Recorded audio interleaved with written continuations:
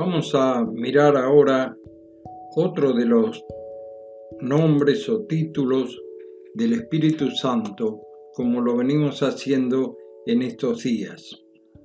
El de hoy es Dios, simplemente, el Espíritu Santo llamado Dios. Este nombre aparece en el Nuevo Testamento, en Hechos capítulo 5 y versículos 3 al 5. Y el apóstol les dice a Ananías que mintieses al Espíritu Santo. No has mentido a los hombres, sino a Dios. Los que conocemos el pasaje sabemos que hubo un juicio inmediato sobre Ananías y su esposa. Habían mentido al Espíritu Santo, que es Dios. Recordemos, la Trinidad Divina está compuesta por un Dios que se ha manifestado a su creación como Dios Padre, Dios Hijo y Dios Espíritu Santo actuando en conjunto, nunca en forma independiente. Este es un tema muy importante en la fe bíblica y esta es una doctrina básica. En este caso, el juicio fue instantáneo sobre Ananías y Zafira, su mujer. Queda como una fuerte advertencia para nosotros, los lectores de este hecho histórico. Mentir al Espíritu Santo no es gratuito, es un grave pecado, y la Trinidad misma lo juzgará. Pienso que este capítulo es como un monumento histórico al cual cada vez que lo contemplamos nos recuerda aquel suceso. Está allí para que nuestra memoria lo grabe vez tras vez, cada vez que lo miremos, que lo leamos, que lo recordemos. Es como si tuviera una placa de bronce cada vez que abrimos la Biblia en esta página y que esa página nos dijera: no mientan al Espíritu Santo. Es una de las importantes funciones de la palabra de Dios, mostrarnos los peligros que nos rodean, que están a nuestro alrededor. Y en este caso, como dice el apóstol Pablo, las cosas que se escribieron fueron escritas para nuestra paciencia y la consolación de las Escrituras. Tengamos esperanza. Romanos capítulo 15 y verso 4.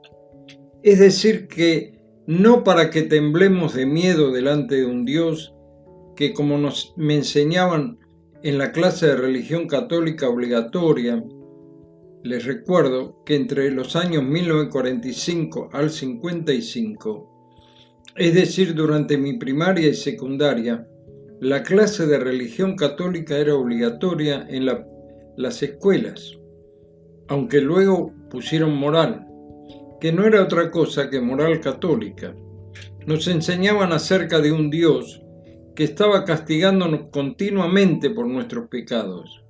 Y eso ha perdurado en muchos círculos cristianos y aún evangélicos.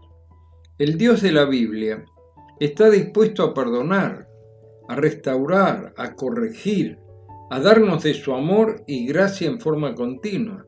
Pero aquí está la advertencia: no podemos pecar libremente. Recordemos la promesa: pero si andamos en luz, como Él está en luz, tenemos comunión los unos con los otros, y la sangre de Jesucristo, su Hijo, nos limpia de todo pecado.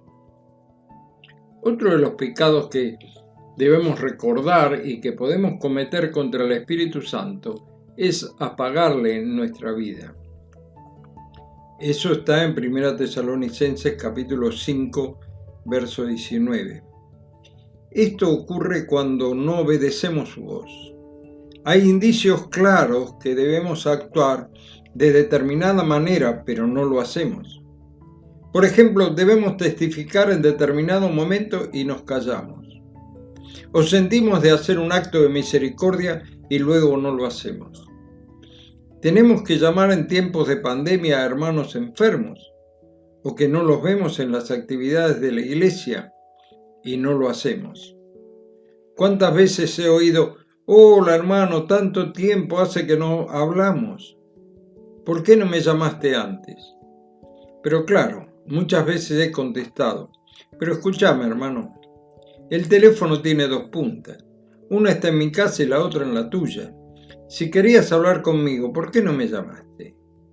En estos tiempos es tan bueno sentir la voz amiga del otro lado o en un mensaje de WhatsApp, preguntarnos al Señor, Señor, ¿qué quieres que haga?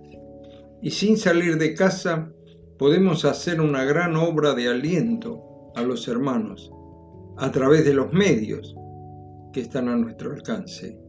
El WhatsApp, el teléfono, el Zoom y tantas otras cosas que la tecnología moderna nos ha puesto en nuestras manos.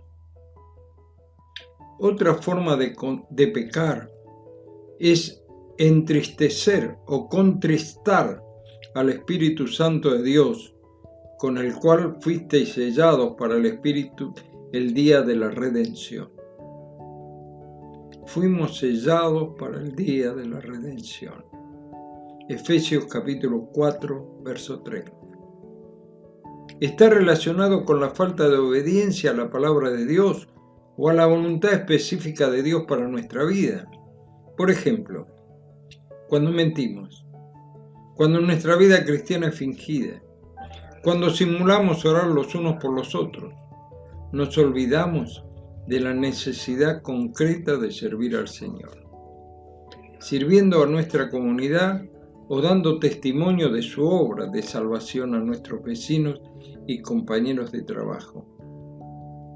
La vida cristiana es una vida de obediencia y en la medida que lo hagamos, vamos a ser creyentes maduros y fructíferos. El Espíritu Santo actuará en nosotros libremente y disfrutaremos del gozo del Señor. La vida cristiana es una vida guiada, sostenida, vitalizada por la acción del Espíritu Santo.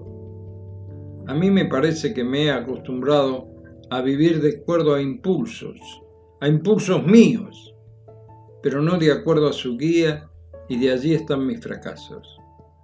Mi oración debe ser: Señor, ayúdame a vivir lleno del Espíritu Santo. Entonces su fruto se manifestará claramente en mi vida. Les recuerdo un versículo: mas el fruto del Espíritu es amor, gozo, paz, paciencia, benignidad, bondad, fe, mansedumbre, templanza. Contra tales cosas no hay ley. Gálatas capítulo 5, versos 22 y 23. Que el Señor nos bendiga y nos ayude. Será hasta mañana si Dios quiere.